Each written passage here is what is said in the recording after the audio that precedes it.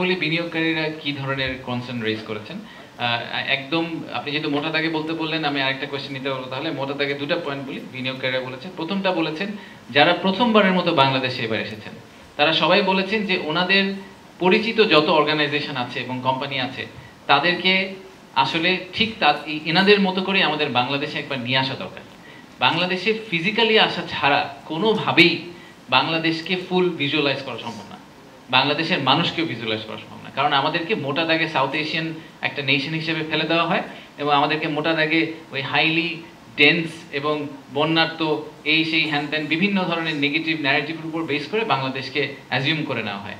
তো এই বাংলাদেশের মানুষের যে রেজিলিয়েন্স, বাংলাদেশের মানুষের যেই অ্যাটিটিউড, এই অ্যাটিটিউডটা আসলে এই স্পিরিট আপনি ফিজিক্যালি ইন্টারাক্ট না করলে কোনোদিন ধরতে পারবেন না।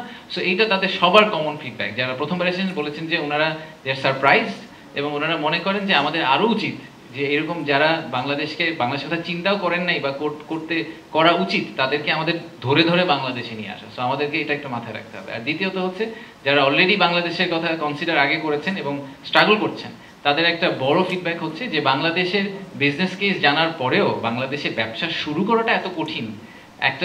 একটা ফ্যাক্টরির যদি লাইসেন্স পেতে এবং গ্যাস ইলেকট্রিসিটি কানেকশন পেতেই 2 বছর লেগে যায়, তো তার বিজনেস কেস তো আসলে আর থাকে না।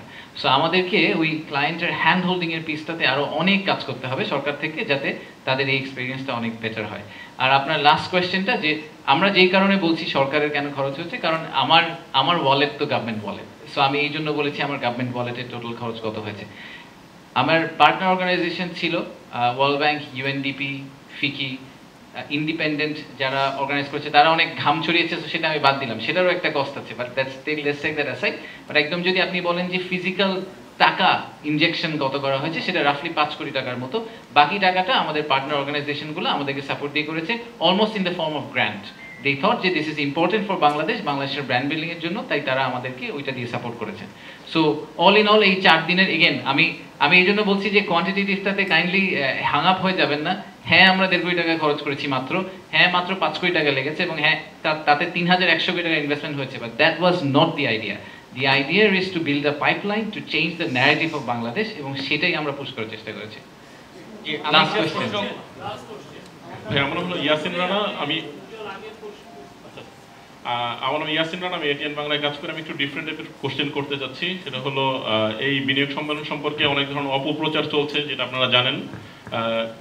পতিত আওয়ামী লীগ সরকার এক ধরনের অপপ্রচার করছে যে তারা অতীতে যে ধরনের সম্মেলনগুলো করতো, তারা বিদেশি হিসেবে ট্যাক্সি ড্রাইভার, তারপরে উবার চালক, রেস্টুরেন্টে কাজ করছে, তাদেরকে বিনিয়োগকারী সাজিয়ে তারা হলো বিনিয়োগ সম্মেলনগুলো করতো। এবং তারা এবারও বলার চেষ্টা করছে এই সরকারও এই ধরনের ফেক ইনভেস্টার্স এনে তারা এক ধরনের এই সম্মেলনটা করেছে। এই বিষয়টাই আপনার একটু মন্তব্য চাচ্ছি। আচ্ছা ভাই, আমি ভাবলাম আপনি ডিফারেন্ট কোশ্চেন বলে আমার স্কাই ডাইভ নিয়ে প্রশ্ন করবেন। আপনি এখান থেকে কমপ্লিটলি একটা বেসিক কোশ্চেন করলেন। আপনাদের সবাইকে আমরা 100% অ্যাক্সেস দেওয়ার চেষ্টা করেছি। অনেক সময় অনেক ইভেন্টে অ্যাক্সেস দিতে পারিনি, কারণ এত মানুষ ছিল, ক্রাউডেড হয়ে গেছিল যে আমরা সুযোগ পাইনি। বাট আমি আশা করছি যে আপনারা সবাই কোনো না কোনো সময় সামিটে কখনো এক সময় না এক সময় গিয়েছিলেন, আপনারা ইনভেস্টারদের সাথে কথা বলার চেষ্টা করেছেন, তাদেরকেও আমরা ফুল অ্যাক্সেস দিয়েছি যাতে আপনাদের সাথে কথা বলতে পারে। সো এই প্রশ্নের জবাব আমার দেওয়া উচিত না, এই প্রশ্নের জবাব আপনারা দিবেন, মিডিয়া দিবে, এই প্রশ্নের জবাব জেনারেল পাবলিক দিবে, বাংলাদেশের লোকাল ইনভেস্টাররা দিবে, যে যারা এসেছে তারা কি নিউ ইয়র্কের ট্যাক্সি ড্রাইভার নাকি সে আসলে নিউ ইয়র্কের একজন ইনভেস্টার। সেই প্রশ্নটা আসলে আপনাদের কাছে আমার ফেরত দেওয়া উচিত। এই প্রশ্নের উত্তর আমার দেওয়ার দরকার নেই। Thank you.